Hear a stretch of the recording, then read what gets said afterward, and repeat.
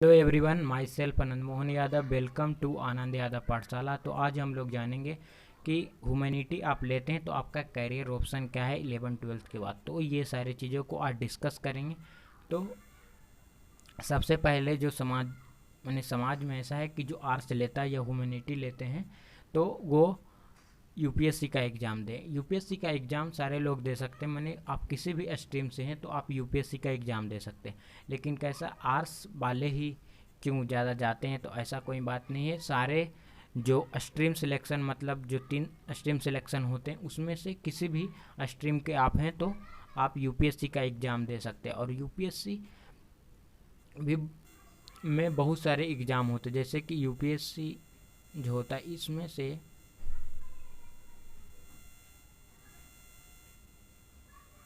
एक सीएससी होता है, एक फॉरेजिन होता है और एक डिफेंस का एग्ज़ाम। तो डिफेंस का एग्ज़ाम में होता है एनडीए, सीडीएस।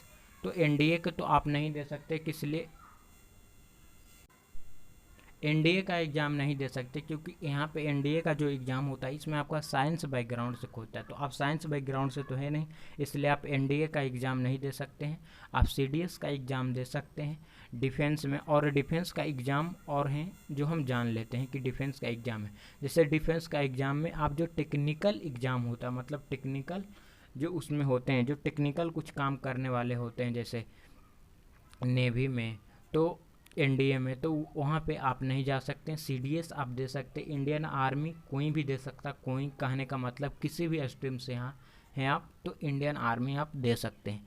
एयरफोर्स आप नहीं दे सकते हैं, इंडियन नेवी।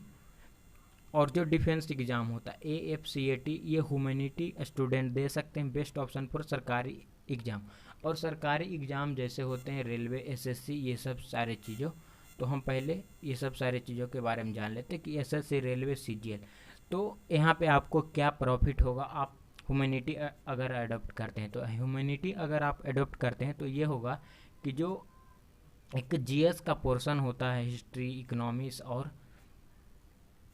ज्योग्राफी, तो ये सारी चीज़ों से ये होगा कि आप 2 साल पढ़ चुके होंगे और इससे बहुत सारी चीज़ों को जान चुके होंगे। तो यहाँ पे बहुत आधा पोर्शन पूछा जाता है, मतलब SSCGL में कुछ पूछे जाते हैं। तो यहाँ से आपको क्या होगा कि आपको जल्दी जॉब लेना है तो आपको ह्यूमैनिटी से लेना चाहिए।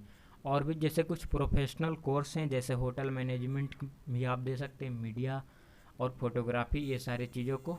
और जैसे जान ले कि लायर भी आप बन सकते हैं, जर्नलिस्ट भी बन सकते हैं, पत्रकार एक बहुत अच्छा प्रोफेशन है, इस वजह से बहुत ज़्यादा आप नाम भी कमा सकते हैं। प्रोफेसर का भी बन सकते हैं, ऑनर्स किसी भी विषय से आप करके। और टीचर भी बन सकते हैं, सरकारी टीचर या private teacher, government servant, social worker और हिस्टोरियन, राइटर, एडिटर, ऑथर। आपको इस सब सारे चीज़ों में इंटरेस्ट है। सबसे पहले बात होता है कि इंटरेस्ट, तो आपका इंटरेस्ट है तभी आप ह्यूमैनिटी लें या फिर नहीं लें। इंटरेस्ट है तो ठीक है, नहीं इंटरेस्ट है तो कोई दिक्कत नहीं है। और यहाँ पे टीचिंग एग्ज़ाम में एक सीटेट एग्ज़ाम होता है, आप सीटेट एग्ज़ाम करके सरकारी टीचर ही बन सकते हैं। और प्राइवेट टीचर में भी ये डिग्री खोते हैं, सीटेट एग्ज़ाम को पास करना होता है। और सबसे बात ये है कि जैसे कि सीजीएल में, तो सीजीएल में आप सीबीआई भी बन सकते हैं और लायर भी बन सकते हैं। ये सारी चीज़ों आप, सिर्फ ये नहीं कि आप हम यूपीएससी का एग्ज़ाम दे सकते हैं, नहीं, इसके अलावा भी बहुत सारे कैरियर ऑप्शन हैं। हम जैसे आपको सारे चीज़ों के बारे में बताएं।